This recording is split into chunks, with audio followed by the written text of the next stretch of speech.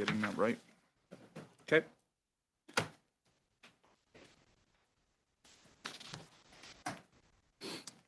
Shall Clause 2 carry?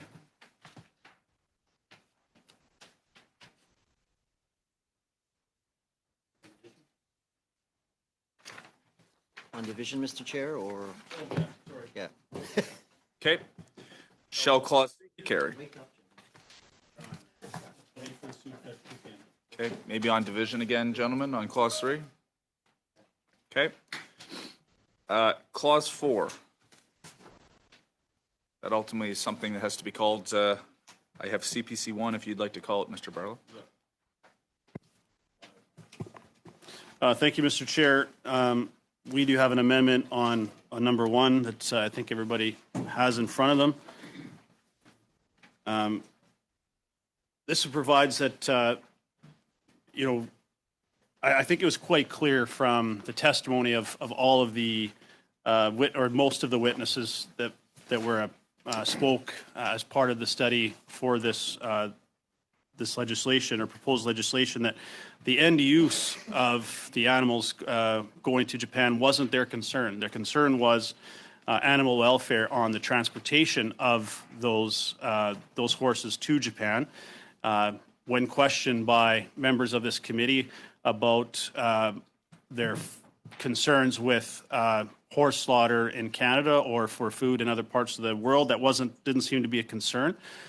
So our questions were around, well, why isn't this the focus of this legislation more on the transportation and improving the regulations around the transportation of those horses? So if the impetus of this bill is to improve the health and safety of animals in transportation, which I think all of us would agree should be paramount, that we should be having the livelihood and the not the livelihood, but the animal welfare as top of mind when we're doing regulations, that this should be for all horses that are being transported by air.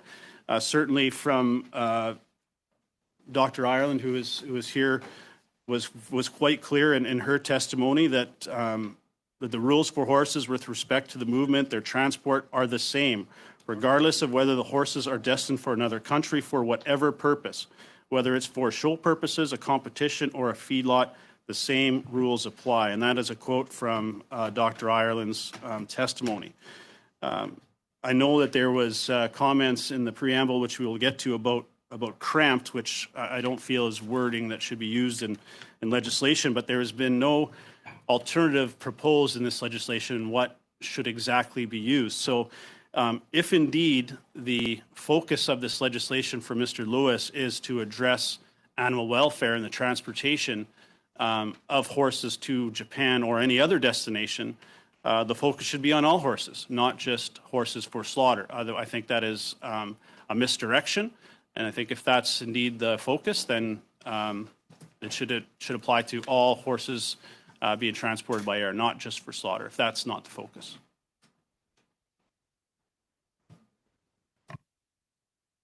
Thank you, Mr. Barlow. So as all colleagues would know around the table, part of what our due diligence, and I say our, as the chair, I'm guided by our legislative clerk and our deputy legislative clerk to see whether or not the scope of the amendment is in order. And Mr. Barlow, you talked about the impetus of the bill.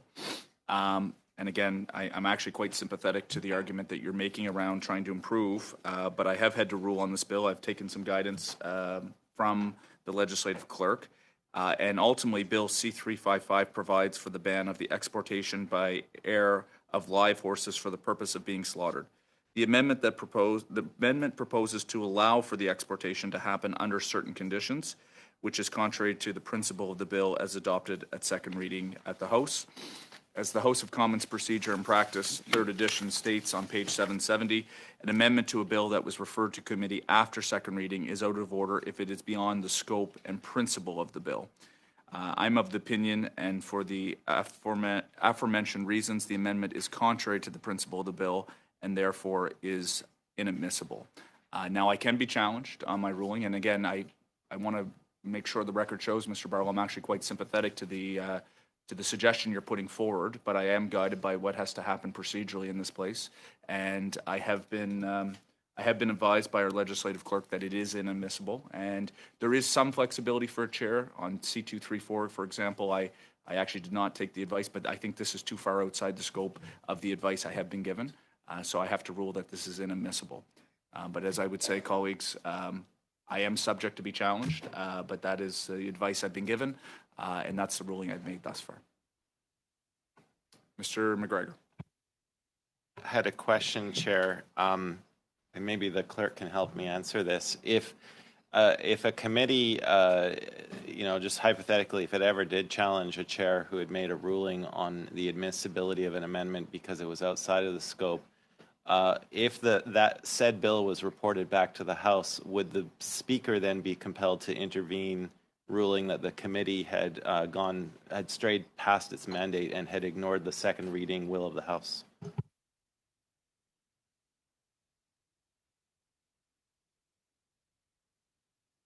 So, Mr. McGregor, this committee is well within its right to challenge the procedural ruling that's been made thus far.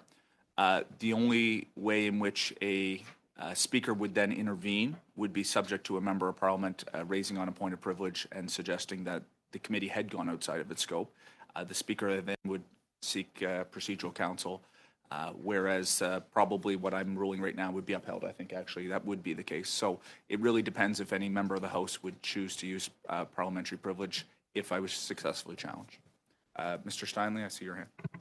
As we saw in Bill 234, we can challenge the chair's ruling, but just put it to a vote so we can have on record that we had a common sense amendment put forward. And I think you're right; it is appropriate to have this conversation. And the vote, I'd like to have a vote on the ruling and see where that lands. But thank you very much for your comments; appreciate it. And Mr. Barlow has a comment as well. Go ahead, I have Mr. Joanne, and then I'll go to Mr. Barlow. Oh, I'm just saying we can vote. It's just the outcome will be the same in the House, even though we challenged the speakers would upheld the ruling anyway. So I'm just saying I understand where you're coming from, but the ruling would be the outcome would be the same, which the amendment would be deemed inadmissible in the House of Commons by the Speaker. I think is what is from what I understand. But we can vote on that. Go ahead, Mr. Barlow. Just on a procedural question with that, looking at Monsieur Perron's amendments 4 and 5, which also makes some changes to that in terms of adding to the scope of the bill in terms of feeding and watering horses during transportation, as well as having an attendant on the flight. I just wanted to the chair, if those two amendments are passed and would change the scope of the bill because they're specifically on that, would that change the position of our amendment? If you understand what I'm saying. So without giving out future surprises down the line, basically the way it was framed to me from a procedural side, and again, I'm sympathetic to the idea of trying to allow the transportation under certain conditions, but the scope of the bill, the way it was drafted, is it's all or nothing. This bill is to prevent horses from being exported for slaughter for any reason. The amendments that are being considered in the package allow that to happen under certain conditions. And as you mentioned in your remarks, Mr. Barlow, you said, well, the impetus of the bill is to try to improve the travel. Mr. Lewis, the bill is not drafted in a way that it allows for any provision of travel. And so it's quite black and white. And like I said, to Mr. Steinley's point, in other times that I've chaired, there has been a bit more of discretion. But in this case, the Legislative Council has been quite clear that this would be outside the scope, and I would be really stretching the bounds of my procedural authority in this committee. So although I'm sympathetic, there are a number, including Monsieur Perron's bill, which are proposed amendments, which talk about having adjustments and conditions attached that are ultimately going to be ruled outside of procedural order. Some of what you have put forward, Mr. Barlow, will be in order, particularly the adoption of when this would come into force. But the elements around trying to allow horses to still be exported with certain conditions or further parameters, the advice I've been given is that it is outside the scope of what the bill contemplates. in saying that, and I appreciate your diligence, Chair, I still want to challenge your decision on this. Just as a matter of principle here, clearly what the witnesses were brought forward from the proponent of this legislation were so adamant that this was not about the end use of the horses. This was about the safety and the animal welfare. So I think that the misdirection of this legislation is what frustrates us, and for that reason alone, I want to challenge the decision and have it to vote.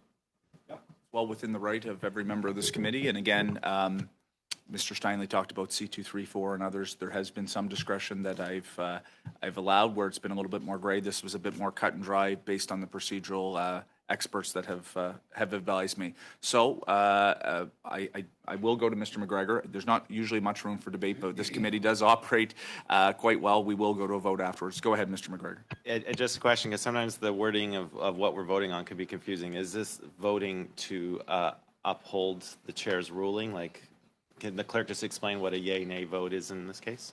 This is shall the decision of the chair carry. So Mr. Barlow would like to challenge the chair. So I guess as I understand it, if you're voting in favor, it's in favor to maintain the decision of the chair. If you're voting against, it's to overrule the decision procedurally that I've been given and to move on in a different direction. So Madam Clerk, I'll have you call the vote in favor of the chair or not. Monsieur Drouin. Monsieur Carr. In favor. Monsieur Lewis. In favor. Monsieur McDonald. I'll give you this one. Okay. Madame Taylor-Roy. In favor. Monsieur Barlow. Monsieur Lew. Madame Rood. Against. Monsieur Stanley. Against. Monsieur Perron. Contre. Monsieur McGregor. In favor.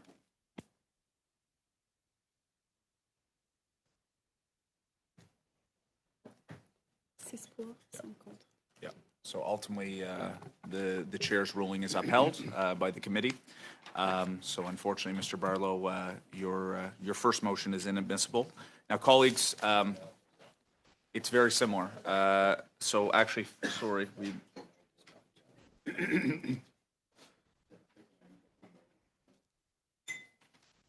Okay, so now that CPC 1 is ultimately defeated, CPC 4, CPC 5, CPC 6, and CPC 8 and 9 cannot be moved as they are consequential to the CPC 1 motion or amendment.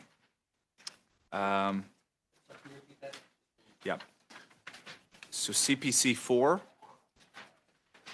CPC 5, CPC 6, 8, and 9 cannot be moved as they are consequential to CPC 1.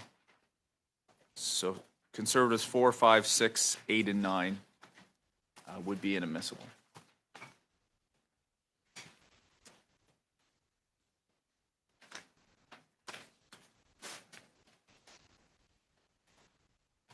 Monsieur le Président, j'aurais une question.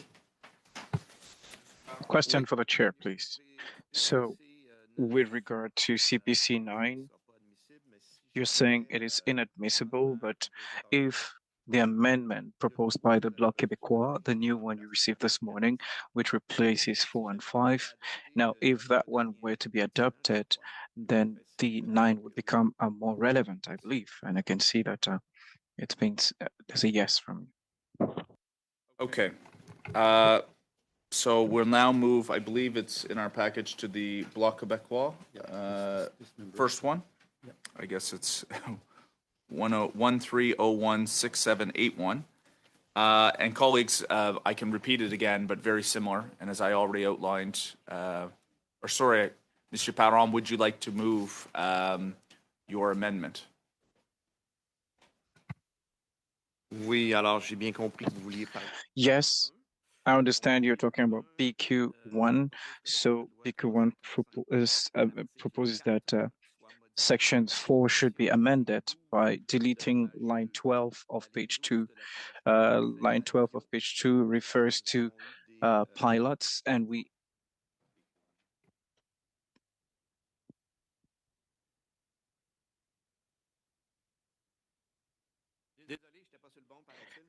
Sorry, I was on the wrong channel. So I'll repeat. This makes reference to the amendment that was tabled this morning in replacement of BQ4 and 5, which then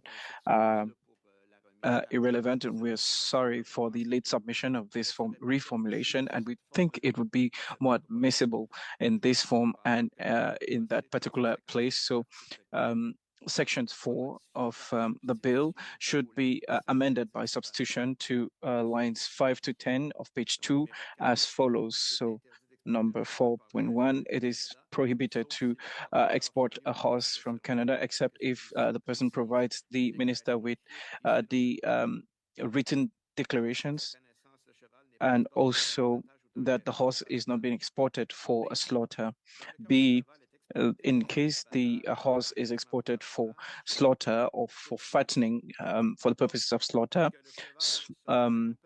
that this horse will be accompanied by someone who's trained in order to feed and water and provide any care during the transportation. And double I contains a detailed plan for care provided to the horse during transportation.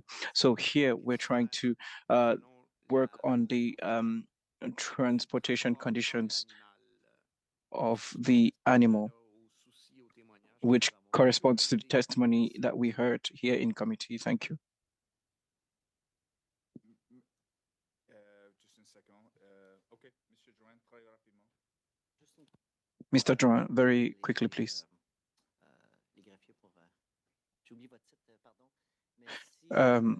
So, Madam Clerk, if Mr. Perron's amendment is admissible, and correct me if I'm wrong, if my colleague's amendment, which amends lines 13 to 27, would it not be potentially inadmissible because we would be amending a line more than once? Just gotta let me get there, Mr. Drouin. So yes, just in terms of, first of all, I will rule on the admissibility, which is going to be a problem. But yes, if this were to be adopted, Liberals 0.1 cannot be moved as a result of a line conflict. Mais premièrement, merci beaucoup, Monsieur Parent, pour. Thank you, Mr. Perron, for your amendment. In the same vein as Mr. Barlow, and because the amendment creates an opportunity for the exportation of horses with conditions, and the opinion of my clerks was very clear on the issue, because the amendment is outside the principle of the bill. I'm sympathetic, Monsieur Parent, to what you're saying about trying to have further conditions, make sure that there is adequate care for the horses. But on the similar principle that I just read to Mr. Barlow, the advice I'm being given by the procedural clerks is that this is outside the scope, because the bill was very narrow in the way it was drafted, and it is black and white. Either you are allow the export of the horses for slaughter, there is no room. There is no room for conditions. There is no room for improving the way in which the horses. It is a very clear legislative bill that says this activity just cannot happen, regardless of whether or not there is other measures that can be taken. So unfortunately, this bill, I'm going to rule in the same manner, is inadmissible. I can read the text, but it follows the exact same procedural elements that Mr. Barlow's bill had. I can be challenged, and I invite you to do so if you'd like. I don't know if it'll change based on the last vote, but if you would like. On va pas refaire le même vote trois fois. Well, I think we're not going to do the same thing. Challenge the chair, and I'll ask a question to the analysts. Based on our analysis, as we were maintaining the prohibitions for transportation for the purposes of slaughter in the first paragraph, we thought that we could actually complement this bill. I mean, from point of view maybe of someone who's naive and not a legal mind, we thought this one would be more admissible because it would actually enrich the bill rather than contradict it. So, I mean, maybe you have comments to convince me to not challenge the chair's decision. Thank you.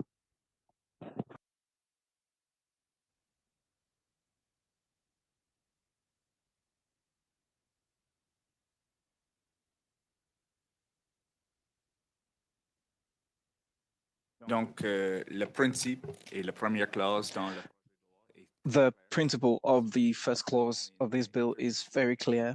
It has to do with prohibiting the exportation of horses for the purposes of slaughter.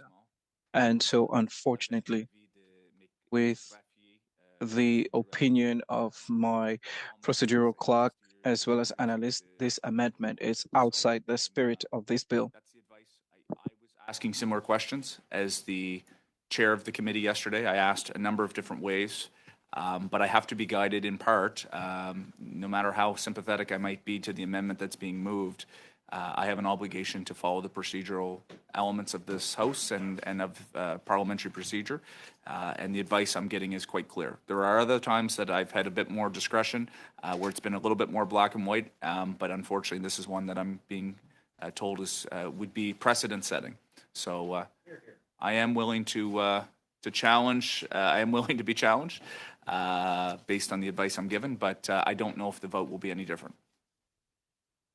So,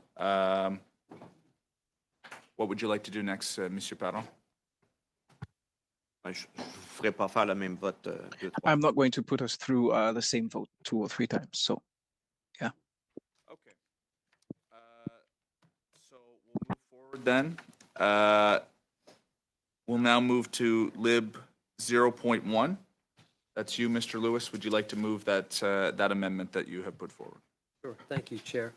Thank you for everyone for being here. This is Lib 0.1, is that right? Okay, thank you.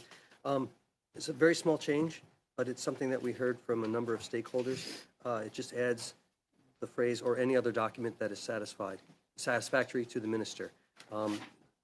It's a small change, but it amounts to a policy difference, and it's going to give flexibility. We heard the need for that kind of flexibility. Horses being transported by air for racing or equestrian events, recreation reasons.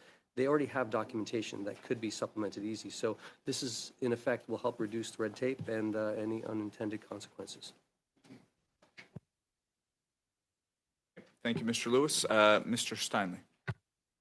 Yeah, so just a couple questions, and Mr. Lewis. One is, like, what do you mean by any other document? Like, we showed cattle our whole lives, and we had registration forms and things like that. So, like, would a registration form from the breeder and showing that it's going to a show, or do you have, like, just some examples of some of the documentation? Because it's pretty vague, and I think if we're going to put this in legislation, it has to be a bit more clear, because that would be some questions I'd have off the top of my head right away. Just a couple examples would be helpful to see where we're at.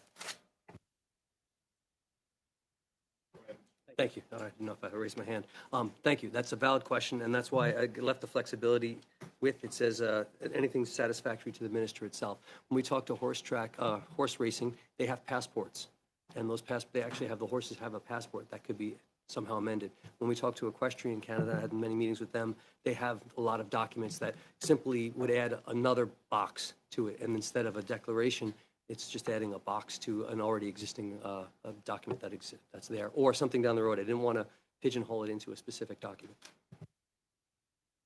So then, would that be a list in the regs after? Because, like, the person's not going to send the registration or the document to the minister, and the minister's like, yeah, okay, and then send it back. Like, that's like a lot of red tape. So in the regs, are you thinking there'll be a list of what would be acceptable? So I'm just saying, you're not going to make it, basically the minister has to see the documentation first and then approve it, but there'll be a list of things that would be approved, and then they could show it at the airport. Go ahead, Mr. Lewis, for what it's worth, and I'm not in a position to fully satisfy that question, but usually when the minister, we're contemplating obviously public officials and what that would, and I think you're right, Mr. Steinley, that it would follow some type of regulatory authority under the legislation that would allow, we do have officials here from Agriculture and Agri-Food Canada. Would we like to ask that question or have that directed? Maybe that's better directed to the officials. So, To the pump there. Mr. Hamilton, Just a couple examples that would be considered, like the minister would consider that official documentation, so it's not more burdensome on the breeders for the transportation and like the documentation at the airport, so the airport officials don't. We heard from the pilots it's going to be much more strenuous for them and give them more roles and responsibilities that they don't want, I might add. But what would that type of documentation look like? Yeah, perfect. Thank you very much for the question. Mr. Chair, the CPSA is responsible for administering over 100 acts at the border, and many of them have very similar vague language that is included in them. So, for example, into the ERPA, which allows Canadians and foreign nationals to enter Canada, people with right of entry into Canada do not need to show a passport. What they need to be able to do is establish their right of entry into Canada, and they can do that through a variety of different ways. Obviously, the one that's most familiar to everyone is just to show your passport.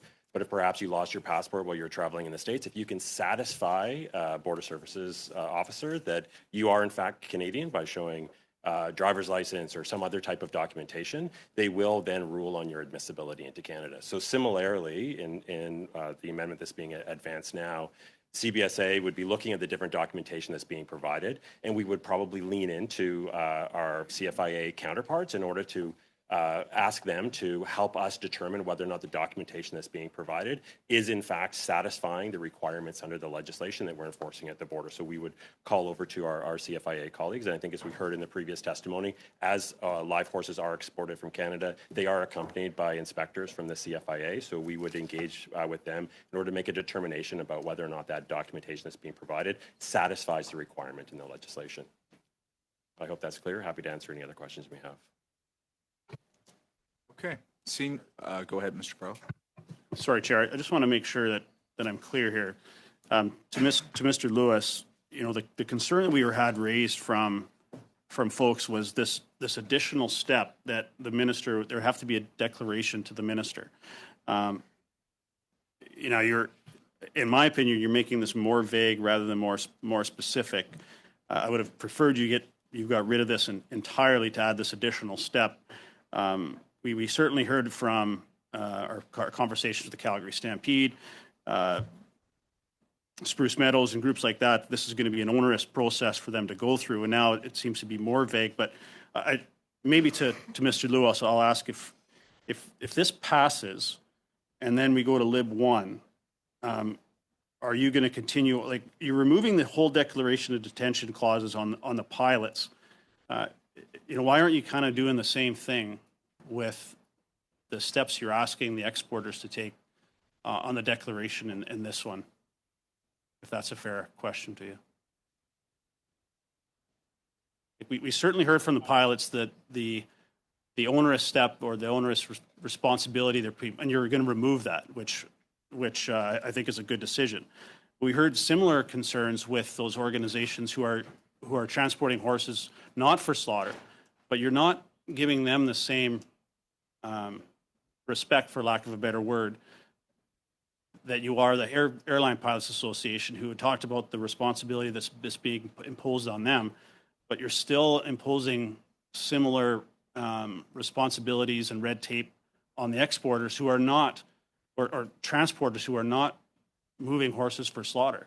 They're still having to go through this declaration process. I would prefer that we just got rid of that entirely rather than adding to it.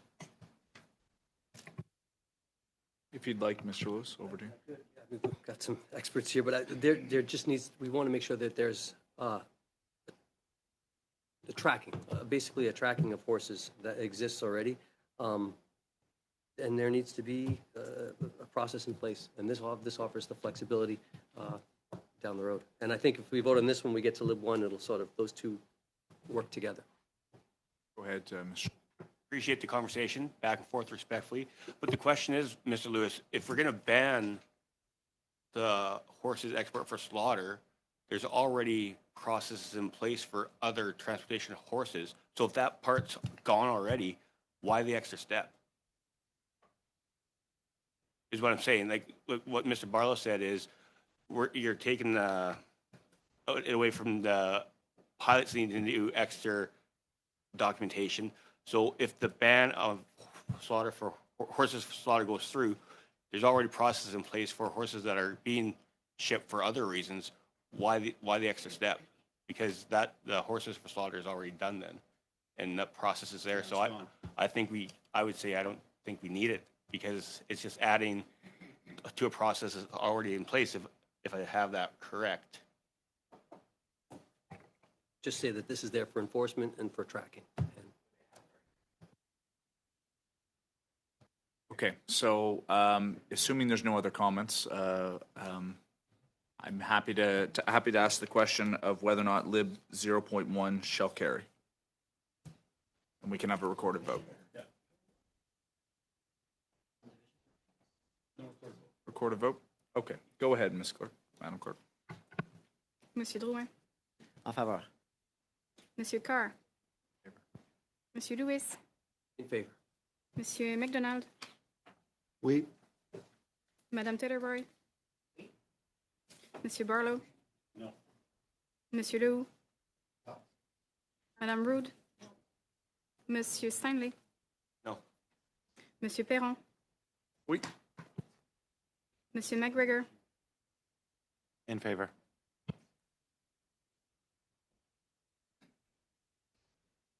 Obviously passes, yeah, 7-4. Thank you. Okay, we'll now turn to Liberal Amendment number 1. If you'd like to move that, Mr. Thank you, Chair. Liberal 0.1 and 1 kind of work together. Liberal 1 will change the declaration from a requirement, which is what we heard, we were concerns about tying things up, for any horse shipped by air, to a reporting mechanism. So they work together. 0.1 and 1 work together. So it's a reporting mechanism that can be followed up for enforcement reasons, for tracking reasons. It's what the pilots, Equestrian Canada, Racetrack Canada, many of these organizations were asking for. So I believe this solves a lot of the problems, which you heard from good testimony from many stakeholders and good questions from our panel. Thank you. Okay. So colleagues, just for your benefit, if this amendment is adopted, then BQ1, BQ2 would become mute and would not be able to be moved, and G1 could not be moved because of a line conflict. Monsieur Parent.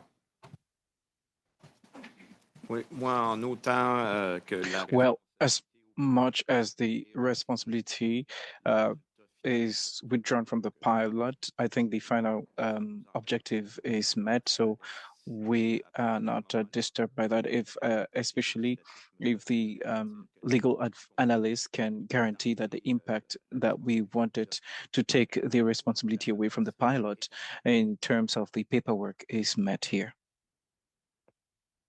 I think that'd be a question more for some of our experts here of whether or not that obligation is removed. This is more of procedural. I think your question, Mr. Parent, about whether or not if Liberal Amendment 1 is successful, does it satisfy the concerns about eliminating the obligation to pilots? I'll maybe let one of our... do you have a question directed to any particular agency there? Je voulais juste m'assurer. D'après moi, oui. Là. For me, well, yes, the interpretation that I have, because it takes out the same line, so I think it should work in this case. Thank you for the question, Mr. Chair. I don't have a copy of the amendment, so if I could have the details of this exact amendment, maybe I could help with the question. Do you think it's necessary, Mr. Perron, or is it okay?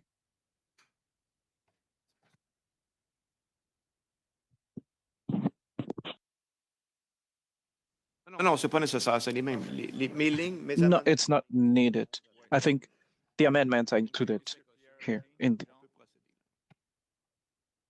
I don't think it's necessary. Monsieur Parent is satisfied. He was asking the question, of course, because Monsieur Parent had also similar amendments to try to remove the obligation to pilots. That will be satisfied with Mr. Lewis's. So that's why yours on block 1 and 2 would not be necessary because of this. And then also G1 would be, could not be moved because of a line conflict. Okay, seeing no debate, shall Liberal 1 carry? And I guess we'll ask for a recorded, or would you like to do it on division? Okay. Oh, Monsieur Parent? Est-ce qu'on peut juste encore... Can we, once more, another question? I'm sorry. I would like to have a response regarding G1, because I thought I understood that G1 was struck out from this proposal. Is it okay? Fine then.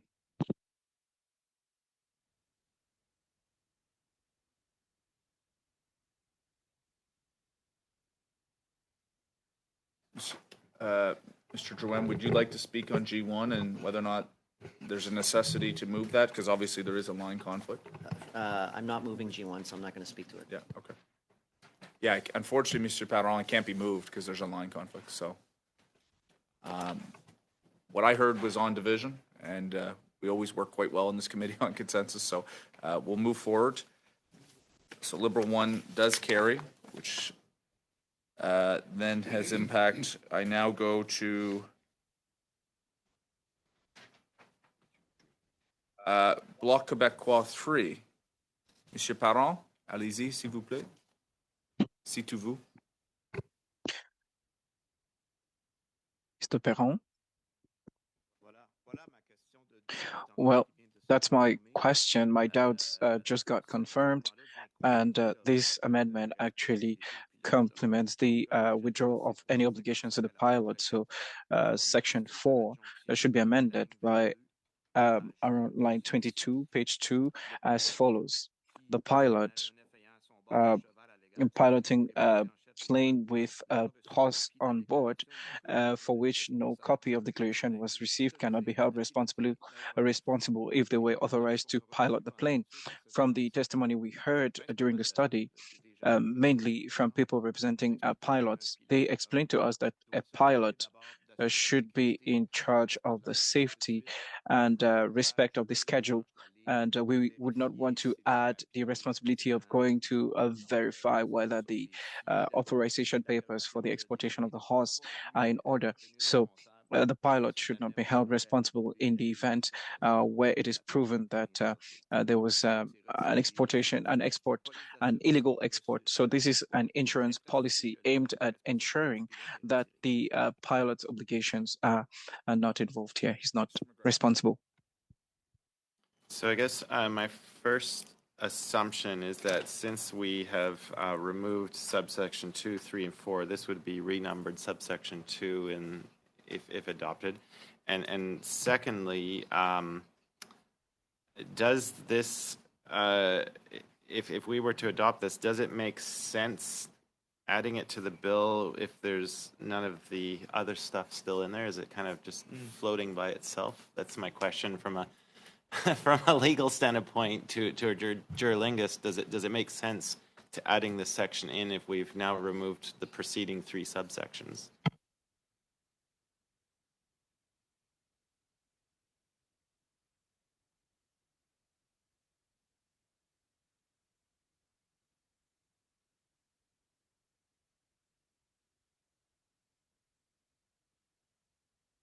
So, Mr. McGregor, what this contemplates is the declaration, which still does exist in 4.1. So you're correct about the fact of it would now become 4.2 from a logical sequencing.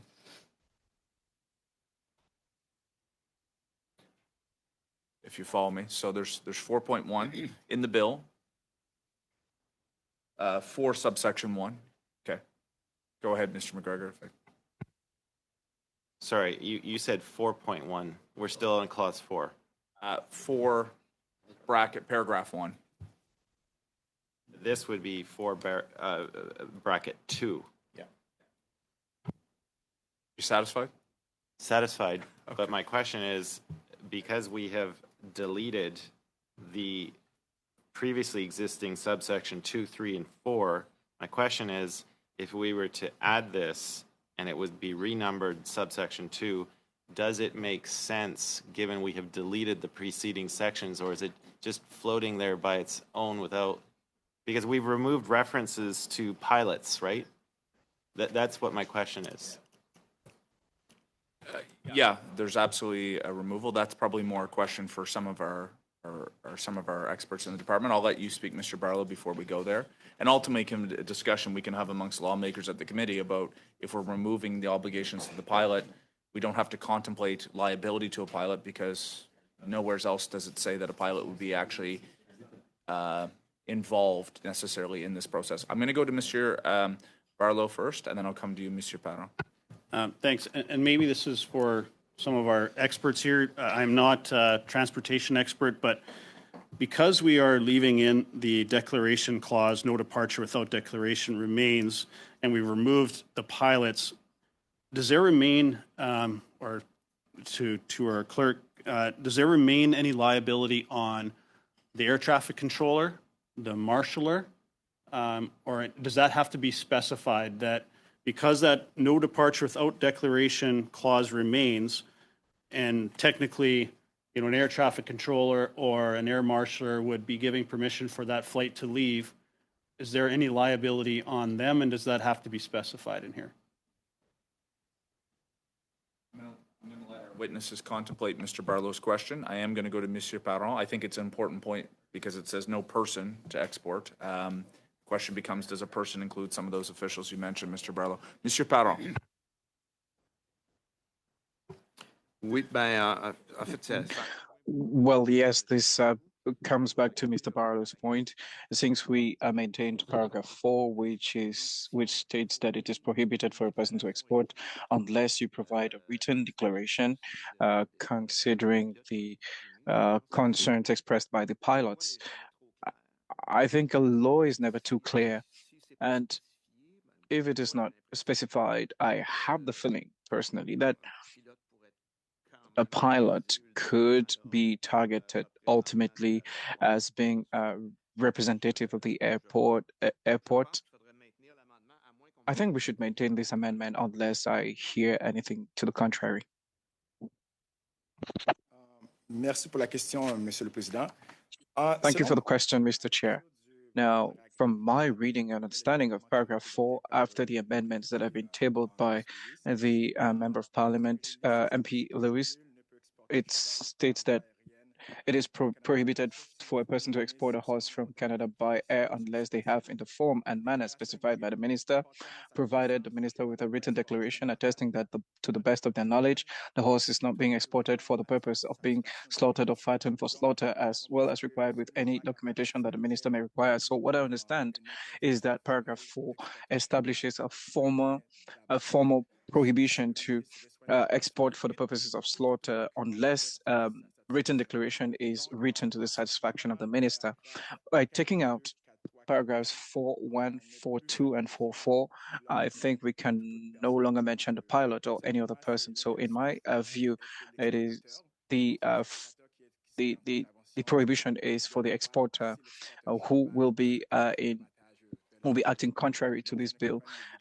This doesn't create any obligation for any other person besides the exporter.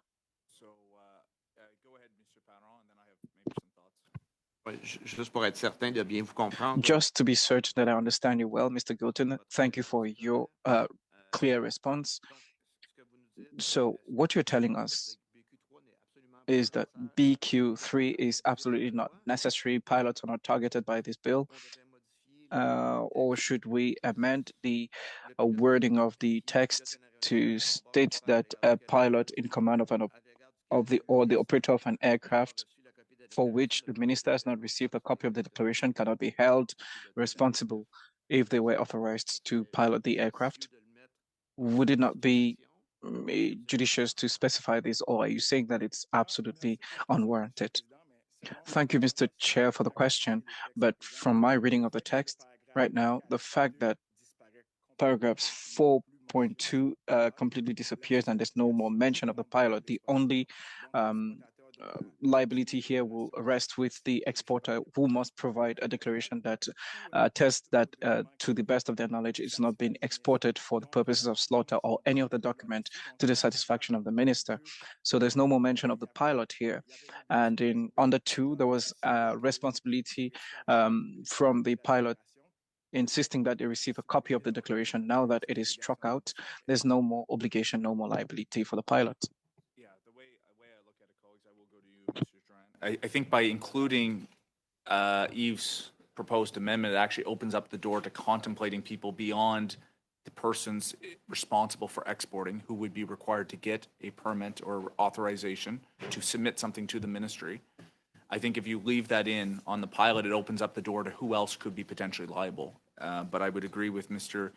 Pierre Jean's proposition that if you read just 4.1, it is the person who is expected to export the horse have to get permission from, or essentially would have to provide in a form or manner specified by the minister. But if we leave the piece on the pilots, it opens up, to Mr. Barlow's point, I think, other elements of people who are involved in allowing the plane to take off, which I think is far beyond the scope of what we intend to do. So I think, look, my advice as your chair, and you guys ultimately have the vote, is that you should just keep 4.1. I think perhaps we should drop the amendment, Mr. Parent.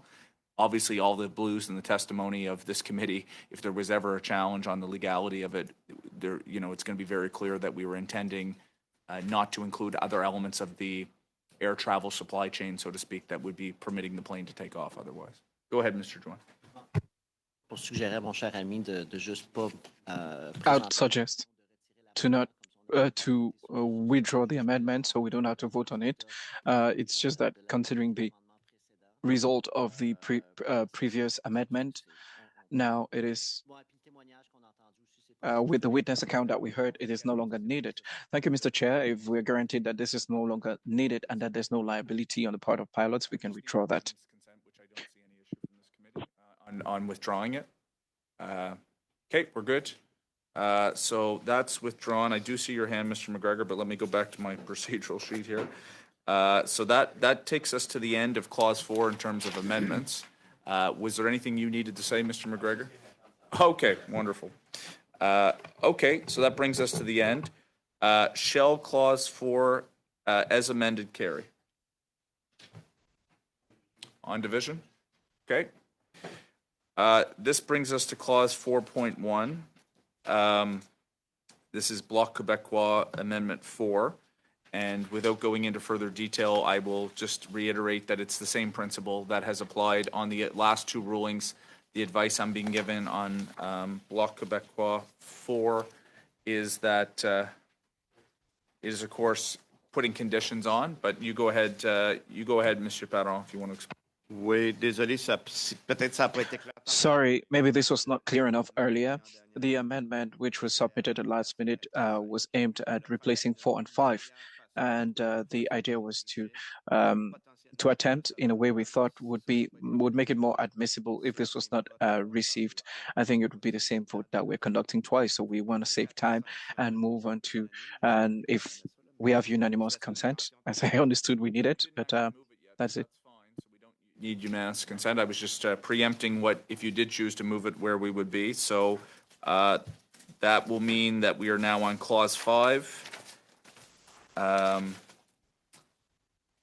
this would be, I think, CPC 2, which was admissible. Mr. Barlow, if you'd like to, or whoever might want to speak on that, if you want to move it, go ahead. Over to you.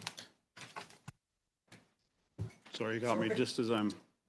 You're getting a bite of lunch. Sorry about that. That's okay. Sorry, Mr. Chair. Apologies. This one was admissible still? This was, yeah, thanks.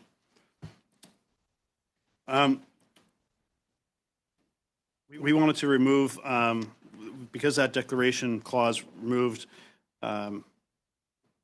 we just want to make sure that there's no false or misleading information, and that it is prohibited for a person to provide false or misleading information or make a false or misleading statement in respect to any other matter related to the export by air of live horses, and that's really the focus of our amendment here.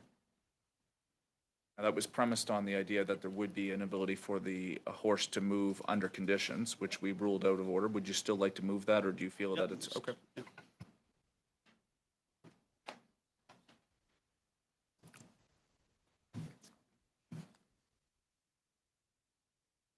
Yeah, and just for, as I was explained to me by the procedural clerk, this would apply to any horse being moved for in air, of course, outside of those being moved for export, because the bill is very strict on that. So it would talk about, as you can see from Mr. Barlow's amendment, anything that's misleading to any horse being moved in that context.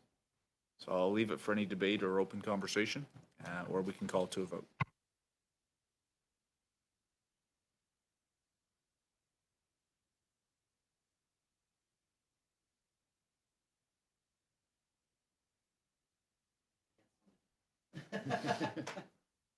Okay. Shall CPC 2 Carry.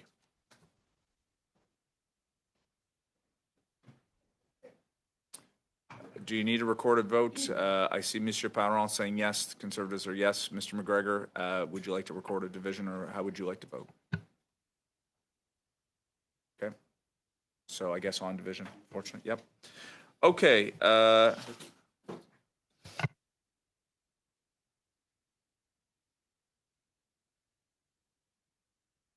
So, yeah, it's defeated on division. Sorry if I wasn't clear. Okay, so this brings us to clause 6 and CPC 3. I believe this is admissible based on other elements. Okay. Go ahead, Mr. Barrow. Yeah, we definitely heard about the onerous responsibility, again, that this legislation puts on exporters, on pilots, on those who are associated with the industry. And I certainly appreciate my colleague putting in some very stiff penalties, but again, this has now been banned. I don't think you're going to have any breeders now going to be in operation, which is going to be another consequence of this legislation, and the government's now taking on a multi-million-dollar liability here. But this amendment is just to lower the penalties for the offense under this act from $250,000 on a conviction on indictment to $100,000, and from $50,000 on summary conviction to $25,000. Again, just the feedback we had from testimony was this is a very onerous legislation, and I don't think the penalties to the height that they were necessary. So we just wanted to put forward reducing those fines to something a little more commensurate with what's going on. Okay, colleagues, any discussion?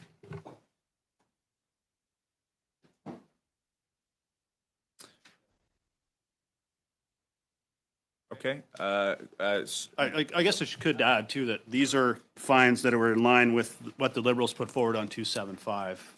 So they're in line with what he supported in a previous legislation. Okay, if there's no other discussion, I will ask whether or not CPC 3 shall carry. Defeated on division again. I'm looking to some different folks. Abstention from Mr. Parent. You're abstaining as well. Okay. So it ultimately would fall on division. So there you go. So now I have to ask colleagues, shall clause 6 carry? Ultimately, of course, Mr. Barlow was moving CPC 3. So now clause 6, shall it carry? Essentially unamended. And I'm hearing perhaps on division. Okay. Shall clause 7 carry? I will. On division, I'm hearing colleagues. I did miss clause 5 on this because ultimately CPC 2 was not carried, but then I didn't say shall clause 5 carry. I assume again on division. Okay. On clause 8, CPC 4, we've ruled that was inadmissible. That's part of the original decision, Mr. Barlow. So I will ask, shall clause 8 carry? Mr. Chair? Go ahead, Mr. Just before we get into clause 8, I would ask just the rationale and whether or not we need clause 8 and whether or not we need to modify paragraph 173C of the Customs Act. And I would ask folks from CBSA to just speak to that. And I'm just getting signal that it may be redundant, and I would propose that we strike clause 8. But I will speak to the officials first and just ask questions whether or not this has any impact. If we do remove this, is there an impact to the Customs Act? Perfect. Thank you very much for the question. Mr. Chair, because the information collected under this bill is not done so under the authorities of the Customs Act, by definition, it's not considered customs information. Clause 107 is specific to the authorities that the CBSA has to release customs information to other parties, including other government departments. And because the information collected would not be collected under that authority, it does not need to be in 107. If there is other information that's collected upon export that the CFIA would like to access, there are existing provisions within 107 that does allow us to provide that information to another government department upon request. So removing the reference to Bill C-355 in 107 would have no impact on CBSA's ability to share information with the CFIA. Thank you. So, Mr. Joanne, I guess what I'm hearing from you is you may not be in favor of moving Clause 8 as is, and perhaps trying to strike it down. Vote on if, I just, in terms of procedure, I can move an amendment to strike Clause 8, or we just don't carry Clause 8? Okay, perfect. Okay, all those in favor to not allow Clause 8 to move, I guess, to strike down Clause 8. Okay, I see, yep, okay. So Clause 8 will not carry. I'll now move to Clause 9. There was CPC 5. I believe that was inadmissible based on an earlier decision. Okay, so shall Clause 9 carry?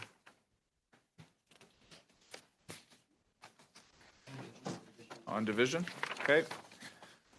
Clause 10, CPC 6, I believe that was inadmissible as well. My apologies, Chair. What happens with number 8? Okay, thanks. Okay, so Clause 10, CPC 6 was deemed inadmissible, so shall Clause 10 carry? On division, okay. I'm now at Clause 11, CPC 7. I believe this is in order, so I believe so. I'm going to turn that over to you, Mr. Barlow. Mr. Steinley. This is an amendment to delay the coming into force of the bill from 18 months to royal assent to 5 years. Many stakeholders have told us how long it was going to take to have this. If this does come into effect, the effects it's going to have on their livelihood, on the gestation period of horses, unintended animal health consequences, and the fact that it would destroy people's livelihoods, forcing them to find other means to make a living, which could include retraining and other education for themselves. So although when the stakeholders were here that actually raised these horses, no questions were asked of them by any of the opposition parties. I think it is incumbent that we do think about the people that have put their heart and soul into raising these animals. It is their livelihood. It is part of their the past, but the present, but obviously not the future. This bill does come into force, and I think delaying this so we give the proper amount of time for people to figure out how it is going to affect their lives from here on out would be compassionate and something that this committee should take seriously, because it is going to affect the lives of a lot of people, and we should give them time to rebuild that life.